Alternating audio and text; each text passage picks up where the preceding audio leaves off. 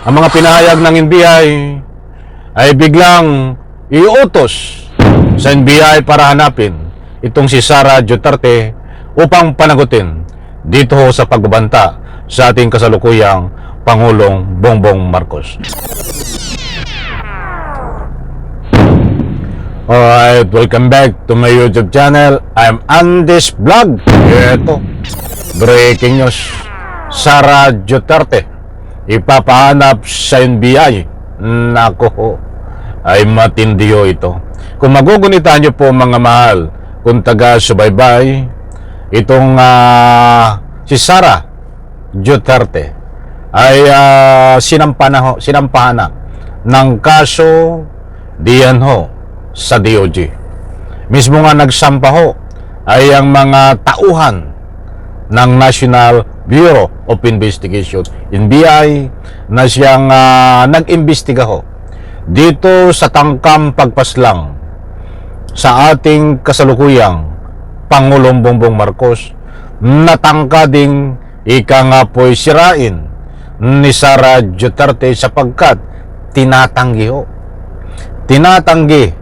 ni Sara Duterte na hindi raw siya nagbanta, hindi raw siya nagtangka na paslangin itong ating kasalukuyang Pangulong Bongbong Marcos. Ikaw lang daw ang may sabi, ako lang ang may sabi, taong bayan lang daw ang may sabi na nagbabanta si Sara Duterte ng pagpaslang sa ating kasalukuyang Pangulong Bongbong Marcos. Nako, ay ginagawa ho tayo nga sinungaling nito, mga kaibigan. Bago tayo magpatuloy at bago ko ibahagi sa inyo ang kabuuan ng istoryang ito, naniniwala po ba kayo na itong si Sara Duterte sa kanyang sinasabi na hindi ho siya nagbanta, na tangkang pagpaslang dito ho sa buhay ng ating kasalukuyang Pangulong Bongbong Marcos at mayroon pang ibang nabanggit na mga pangalan? Diyan sa comment section, inaanyayaan ko po kayo magbigay ng anumang public opinion. Eto na, mga kaibigan, wag po kayong aalis. Mas importanteng mahalaga na malaman po natin ito, mapanood, mapakinggan para lubos na pong maunawaan. Itong si Sara Duterte ipapahanap sa NBI at saan dadalhin, mga kaibigan? Siyempre, ikulong na to. Ipapahanap rin lang. Siyempre, dali na sa kulungan diyan sa NBI. Ito, unawain po natin, mga kaibigan. Yes, maaari. Yes, maaari. Patawag nila si VP Sara uli, other witnesses, maaaring isupina nila ang mga complainants. Posibleng ipatawag ng Department of Justice si Vice President Sara Duterte, kabilang ang ilang witness at complainants patungkol sa isinampang reklamo ng National Bureau of Investigation. Kaninang umaga, formal na nagsampa ng mga reklamong inciting to sedition at grave threat ang NBI laban sa pangalawang Pangulo. Ayon kay NBI Director... Yan po mga kaibigan, maliwanag ho na gustong ipatawag ng DOJ itong si Sara Duterte. Hindi ko na po i-detalye sa inyo kung bakit ito ipapatawag. Alam naman po natin na ito ay may kinakaharap na anumang kaso tungkol dito sa pagbabanta na tangkang pagpaslang sa ating mahal na Pangulo. Ang tanong, ito ba ay darating kapag pinatawag? Siyempre, NBI, alam kong ipapahanap sa inyo ito dahil alam niyo, kapag wala namang imbitasyon, kahit sino pang mag-imbita ho dito, ay hindi ho ito sumisipot sa mga patawag. Kaya't alam niyo, hindi po natin alam kung dito sa sinasabi ng NBI na ipapatawag ng DOJ at iharap sa kanya sa DOJ, ay abangan po natin ito. Ba't ang maliwanag ho dito ay hinahanap at hahanapin ng NBI dahil ipapatawag ng DOJ itong si Sara Duterte. Dito pa, Dr. Jaime Santiago, Ginamit nilang basehan ng reklamo ang online press conference sa Zoom kung saan nangyari ang umani pagbabanta ni VP Sara laban kina Pangulong Ferdinand Marcos Jr., First Lady Lisa Marcos at House Speaker Martin Romualdez.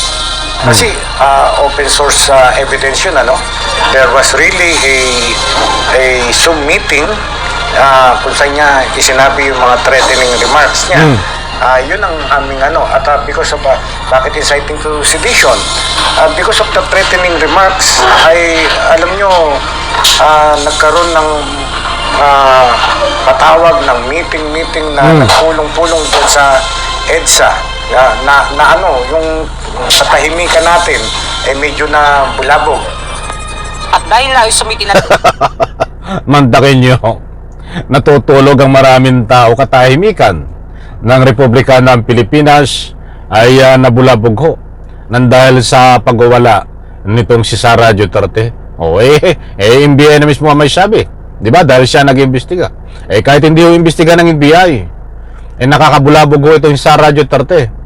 Mentakin nyo ho kung ano-ano ang mga sinasabi nung nakalive pa.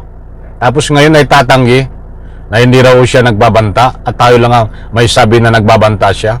Naku ho, ito pa ho, napakarami pa nating matutuklasan. nilaan naturang reklamo. Ang DOJ naman ang sasala kung sufficient o sapat ba ang kanilang mga nakalap na ebidensya. Kung ang DOJ ay makakita ng prima facie evidence that makakaroon ng certainty of conviction, ipapay nila ang kaso.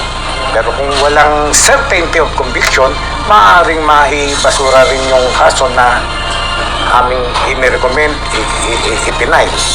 Ayon pa sa NBI Director, ginamit ding basihan ng reklamo ang nakuha nilang salaysay ng ilang kawani ng media at vlogger na dumalo sa online press conference. Matipid naman ang tugon ni VP Sara nang hingan ng reaksyon sa isinampang reklamo ng NBI. Nako, sabi ng NBI, bago tayo magpatuloy, ikat ko muna. Kung wala raw makuha na probable cause o certain of conviction kay Sara Duterte, ay pwede rin ma-dismiss. Nako, para sa akin lang, hindi ba yung video ay napakatibay na ebidensya para ito ay maakyat sa korte.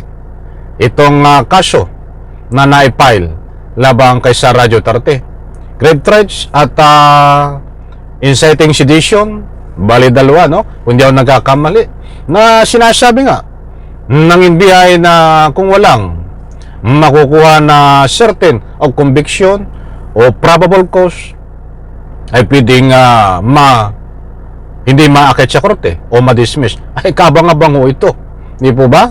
Ano pa ang silbi ng mga video na yan? Napakatitibay na ebidensya yan at hindi magsisinungaling. Tapos ngayon mababanggit na pwedeng ma-dismiss pag walang nakuhang certain of conviction or probable cause, hindi pwedeng maakit sa korte. Ba't kabang-abang po ito, mga mahal na taga-subaybay? Sa isang pahayag, sinabi nito na inasahan na ang naturang aksyon ng NBI laban sa kanya. Dati na rin sinabi ng pangalawang Pangulo na wala siyang pagbabanta na binanggit sa naturang press conference. Benedict Samson, UNTV News and Rescue. Diyos ang aming sandigan. Ayun mga kaibigan, nabanggit diyan na maliwanag. According kay Sara Duterte, na wala daw siyang nabanggit na pagbabantaan. Ako po, ano ba to? Talagang ginagagumo ang taong bayan, ginagagumo ang Republika ng Pilipinas. Gusto mong paniwalain sa iyong mga kasinungalingan na sinasabi? Sara Duterte? Nako, abangan po natin ito dahil na may nababanggit ng NBI na pwede na ma-dismiss pag hindi nakakuha ng probable cause na tinitingnan doon yung certain of conviction kay Sara Duterte. Kaya dalawa lang po ang mamimilian ito, pamimilian. Pag hindi yung nayakat sa korte, dismiss. Walang probable cause. At pag nayakat sa korte, ay pinaniwalaan po yung video na ikangahoy nagsasalita itong si Sara Duterte na pagbabanta dito ho sa ating kasalukuyang Pangulong Bongbong Marcos. So kung susuriin po natin ang mga pinahayag ng NBI, ay biglang iutos sa NBI para hanapin itong si Sara Duterte upang panagutin dito ho sa pagbabanta sa ating kasalukuyang Pangulong Bongbong Marcos. Iyan po ang maliwanag, mga mahal kung taga-subaybay. Mga kaibigan, bawat upload ko po, ako po ay nagpapasalamat sa mga like nyo, sa panonood, sa hindi pag-skip ng ads. Maraming salamat po. Diyan po sa comment section, inaanyayahan ko po kayo magbigay ng anumang public opinion kapag mayroon po kayong pagkakataon. Karapatan nyo po yan, mga kaibigan. Muli po, maraming salamat. Huwag kalimutan isang like ko sa video na ito, mga kaibigan. Pagpalain po tayo lahat. Bye-bye. Palakpakan.